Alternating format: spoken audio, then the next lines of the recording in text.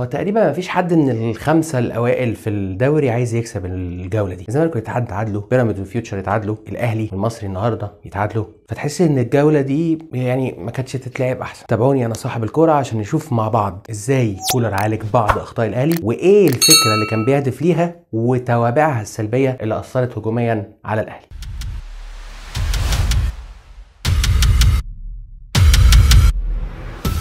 ايه هو السلاح اللي الاهلي كان بيعتمد عليه النهارده، والفكره او التركايه اللي كان بيعتمد عليها مارسيل كولر النهارده؟ ركز معايا وشوف وضع هنا مجدي قفشه. مجدي قفشه بيبص لاليو ديانج، بينسق معاه عشان في حاجه معينه الاهلي عايز يعملها في اللعبه دي. بص اليو ديانج فين ومحمد مجدي قفشه فين. بص في الحاله اللي بعدها هيحصل ايه. لاحظ ان اليو ديانج هو قفشه كان بيبص للديانج انه يخش هو عشان يسحب لعيب وسط الملعب اللي هيملى المنطقه دي عشان يحرر قفشه، لان السلاح اللي عايز يعتمد عليه مارسيل كولر هو ان قفشه دايما يتحرر بين الخطوط، هو وعمرو السوليه. ياسر ابراهيم طالع عشان يسحب الياس الجلاسي، هنا برونو سافيو، هنا محمد شريف، هنا علي معلول، واليو ديانج بيخش معاهم في الزحمه عشان انا عايز اسحب الضغط كله ناحيه الشمال. ليه؟ عشان افرغ منطقه عمق الملعب كلها للعيب رقم 10 بتاعي، اللعيب اللي يقدر ينقلني الناحيه الهجوميه عشان يستلم قفشه هنا. بس كان الاهلي عنده مشكله كبيره جدا وهي بطء نقل اللعب. يعني انت بتعمل التهيئه كويس جدا، تخلق المساحه كويس جدا لقفشه، لكن بطء نقل اللعب كان بيخلي لعيبه المصري اللي كانوا متكتلين هنا يرتدوا بسرعه قبل ما الكره توصل لقفشه. نفس الكلام اليو ديانج، ياسر ابراهيم، السوليه، معلول، وبرونو سافيو، تكتل وزحمه كبيره في منطقه الكره اللي هي الناحيه الشمال. بص هنا مجدي قفشه جاي بيقول لهم انا فاضي، انا عندي مساحه. عمرو السوليه يعمل كوره طوليه هنا لمجدي قفشه، هو وحسين الشحات الاثنين بيستلموا في ظهر خط الوسط ما بين الدفاع والوسط عشان يقدروا ينقلوا الاهلي لقدام بشكل كويس. ولاحظ معايا التركايه اللي بيعتمد عليها مارسيل كولر في الحته دي، الناحيه الدفاعيه بقى فيها. هنا علي معلول زايد في منطقه زحمه الكوره. مين ده؟ محمد هاني. محمد هاني اللي بيضم شويه في قلب الملعب عشان يبقوا ثلاثه، ياسر ابراهيم، محمد هاني، وفي العمق ما بينهم محمود متولي. فبص في الحاله اللي بعد كده لما اتنقلت الكره على محمد هاني ومحمد هاني بدا يزيد، بص علي معلول بدا توجهه البادي لانجوج بتاعته نازل لتحت، نازل هنا عشان يقفل مع ياسر ومع متولي. بس هيحصل ايه بقى؟ هيحصل سويتش او تبديل. متولي بدل ما هو اللي كان في العمق هيطرف هو ناحيه محمد هاني، وياسر ابراهيم هو اللي هينزل في العمق عشان علي معلول يطرف كقلب دفاع ثالث في الحاله دي. بص محمد شريف وقفشه اللي كان من البدايه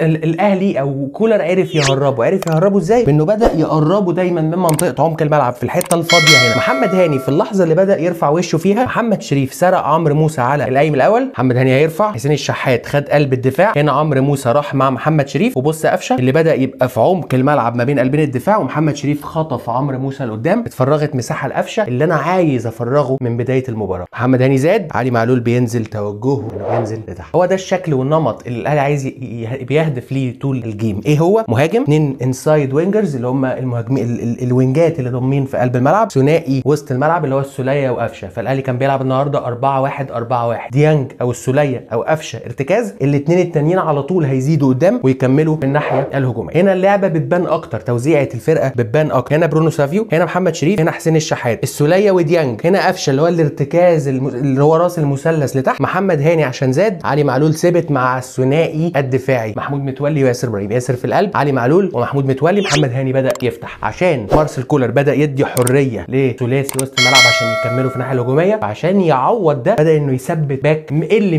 مش في منطقته الكوره. نفس الكلام، هي نمط وشكل باترن الاهلي بيعتمد عليه هجوميا. علي معلول، برونو سافيو، قفشه، اليو ديانج، وهنا هتلاقي ياسر ابراهيم. بص هنا حسين الشحات نازل لتحت ليه؟ عشان ياخد الراجل ده، ياخد اللاعب الخامس قلب الدفاع اللي هو جاي من وسط الملعب ونازل لتحت مع الدفاع عشان ياخده. بص هنا عمرو السوليه بيتدحلب عشان يخش في قلب الملعب في المنطقه اللي الاهلي عايز يهاجم منها. حسين الشحات هنا خد المدافع، عمرو السوليه فاضي تماما، بس عشان مع علي معلول زايد محمد هاني ما كملش. فبالتالي كان المفروض يحصل ايه؟ كان المفروض ان حسين الشحات ما يخشش قوي كده لقلب الملعب، كان ممكن اليو ديانج او واحد من وسط الملعب هو اللي يعمل او يستلم الراجل ده. فلما عمرو السوليه استلم الكوره مفيش قدامه حلول غير انه يشوط، الناحيه اللي هناك مقفوله تماما ما فيهاش حد بيزيد. فانت عشان تعمل حاجه وعشان توصل لنقطه قتلت نقطه ثانيه من غير ما تقصد، فبالتالي ما كانش عندك شراسه هجوميه وتنوع. دفاعيا مارسيل كولر عالج بعض الاخطاء اللي حصلت في المباريات اللي فاتت، وهي ايه؟ وهي المساحه ما بين الدفاع ووسط الملعب. بانه عمل ايه؟ انت بتلعب ضغط عالي فهلعب هاي لاين ديفنس. بص خط الدفاع بعد خط النص بحوالي 3-4 عشان ايه؟ اضيق المساحات فما اديش حلول لفريق المصري. بلغه الكوره كده اعمل ستاره قدام اي لعيب بيستلم الكوره، في زحمه حواليا، طب انا اعمل ايه؟ هلجأ للكوره الطويله، الملعب متكنز وضيق، فبالتالي دفاع الاهلي يتفوق. هنا الكادر اوسع وواضح بشكل اكتر. بص المسافه ما بين برونو وخط دفاع الاهلي وانتشار لعيبه الاهلي ماليين كل المساحات. فريق المصري ما عندوش حلول. الراجل ده مستلم الكوره هيعمل ايه؟ هيمرر لمين؟ مقفول عليه زاويه الباص على حسين، مقفول زاويه الباص في عمق الملعب. الراجل اضطر انه يلعب الكره الطويله. رباعي دفاع الاهلي بالمرصاد، دفاع عالي بيقدروا ياخدوا الكرات الطويله.